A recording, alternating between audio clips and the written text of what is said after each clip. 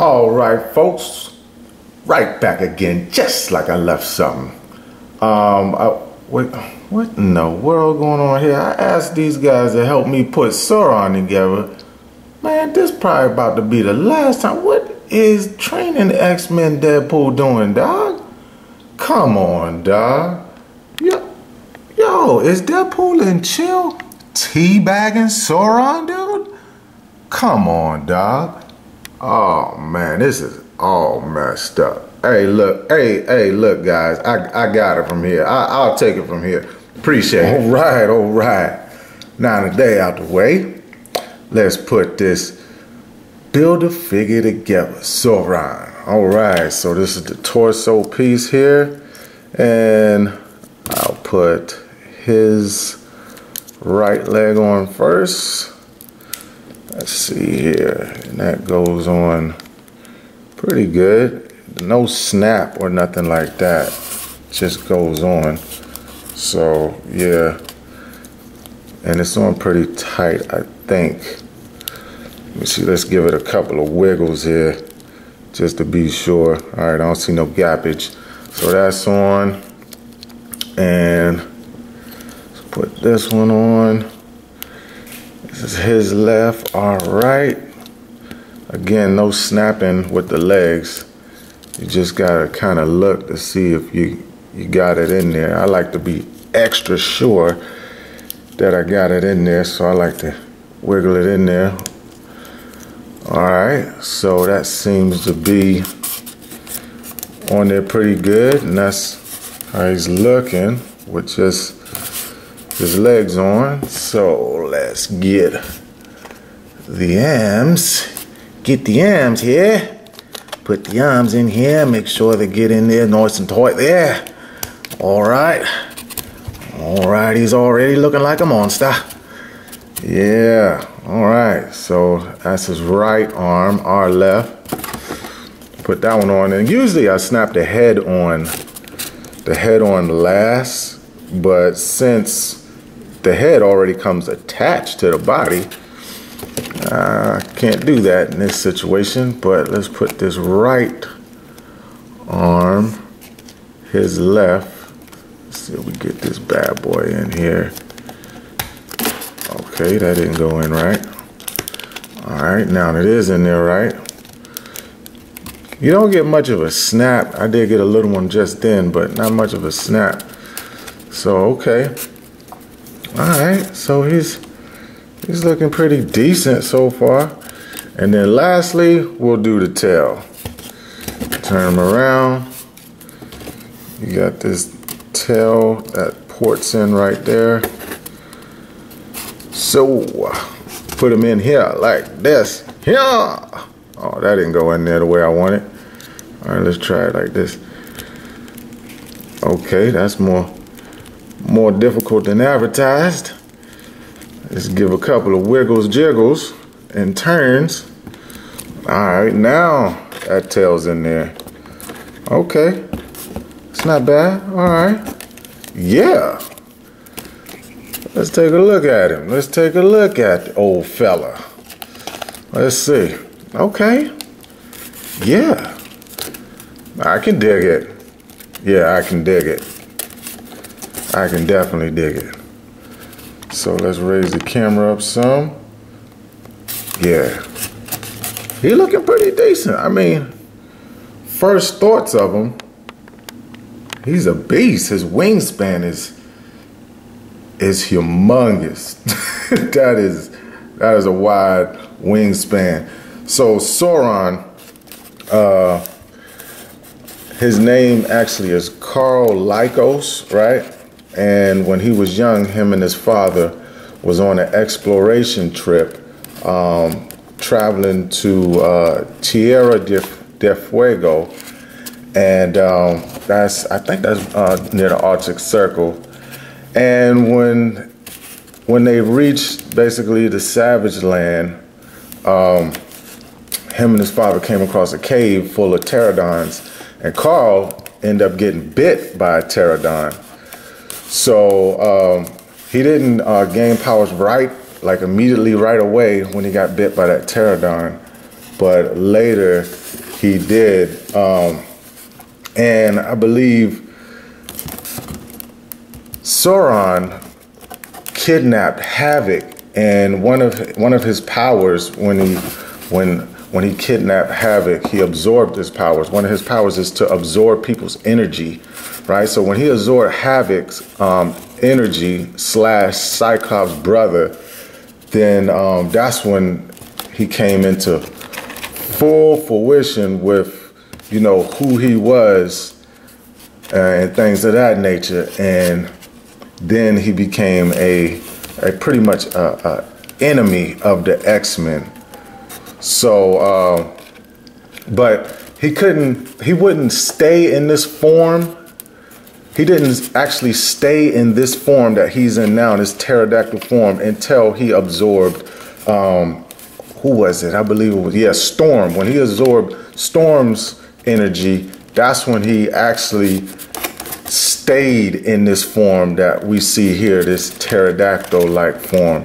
So that's just a little brief explanation of who he is. He then, you know, like I said before, turned into the X-Men's villain, and, you know, famous in that X-Men cartoon when they traveled to the Savage Lands, if anybody peeped that and checked that out.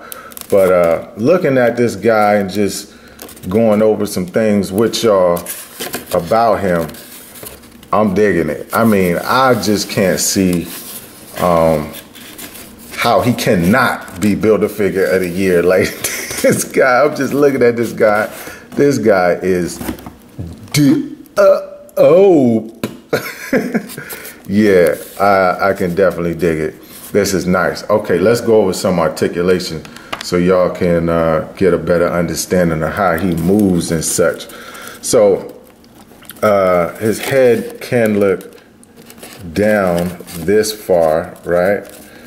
He does have a neck right here, and you can move that down and you can move that up. But when you press the neck all the way down and then press his head down, he can look down that much. His head is on a ball. You can pop that head off of that ball peg, and you can see right there on that ball peg how that ball peg moves around, right? So it does move around in there, and then you simply pop that back on there.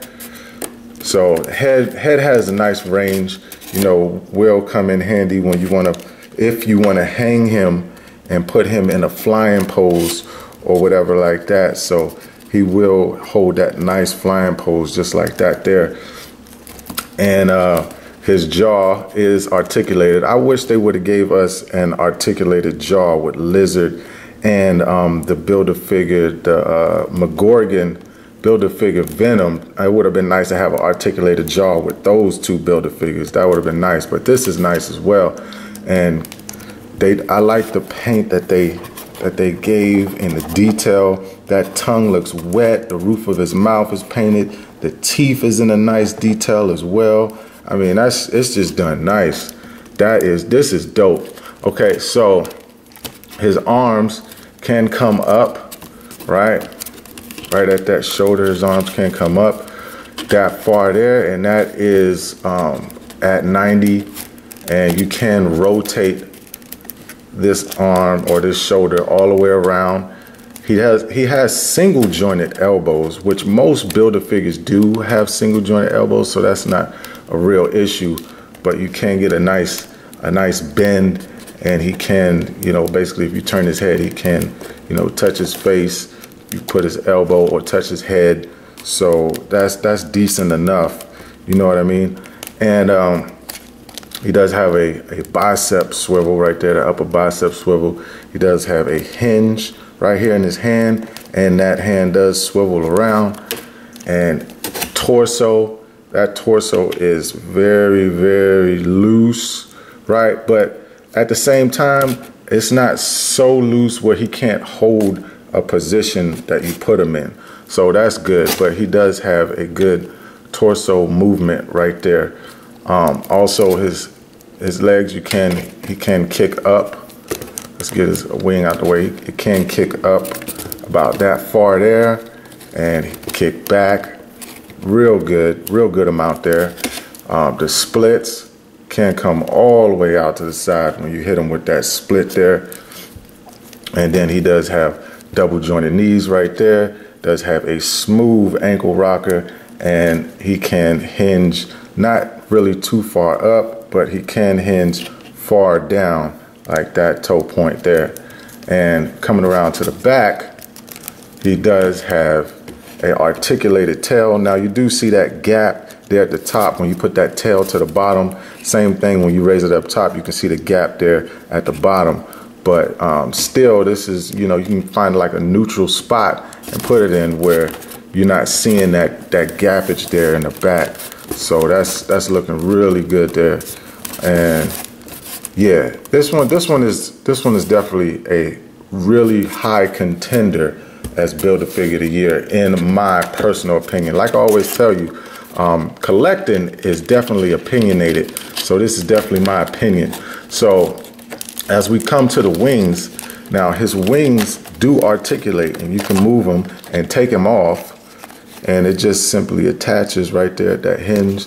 So if you take both of them off, this is what it's going to look like with both his wings off.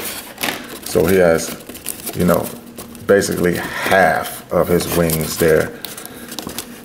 So it looks like that there with just half of that wing. Now this one is actually a part of his back trapezoid there. I mean, not trapezoid, but what am I talking about? Trapezoid's at the top here.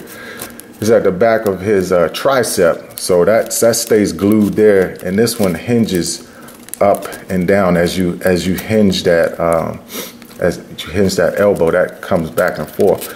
So yeah, and this is the wingspan without the actual attachments of the wing. Looks like that. Then you simply attach these back again, and this is his wingspan attached.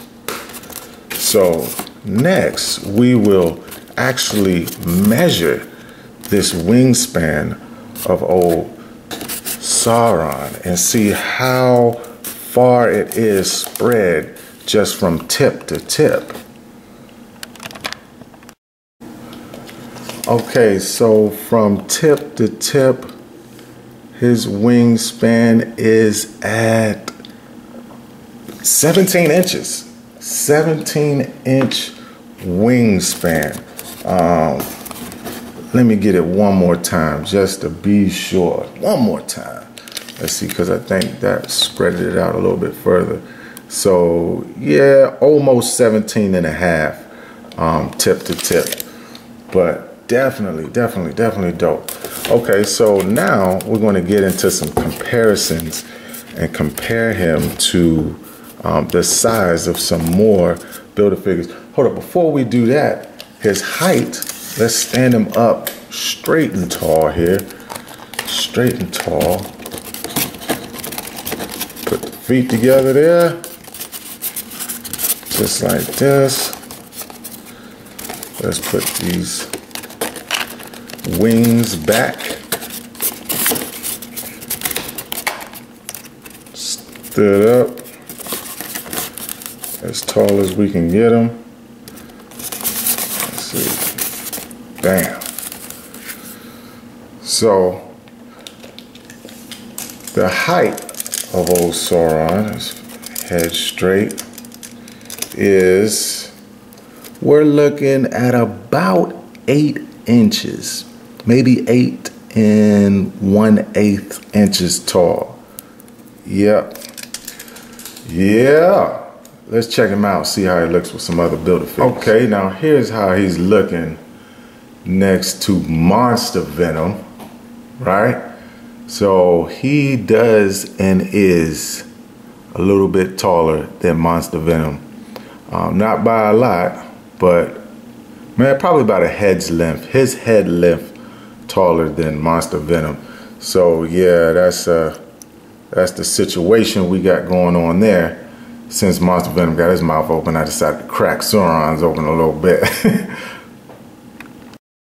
Okay, now standing next to Build-A-Figure Thanos, now they are just about at the same height. So if you have this Thanos Build-A-Figure, you know how tall Sauron is. And let's see, let's bring in Sasquatch. Now I gotta hold Sasquatch because I did not get the last piece remaining. Well, he could balance without it. Now Sasquatch, now the way it's looking on camera, it may look like Sasquatch is taller, and he is just a little bit. Sasquatch is just a little bit taller. I still got to get that last piece. I don't know. This build, I was really not in a rush at all to build. It's a pretty decent Build-A-Figure. I'm just not a fan of the character in himself, like Sasquatch, but it's a pretty decent Build-A-Figure. Now here he is next to Gladiator Hawk.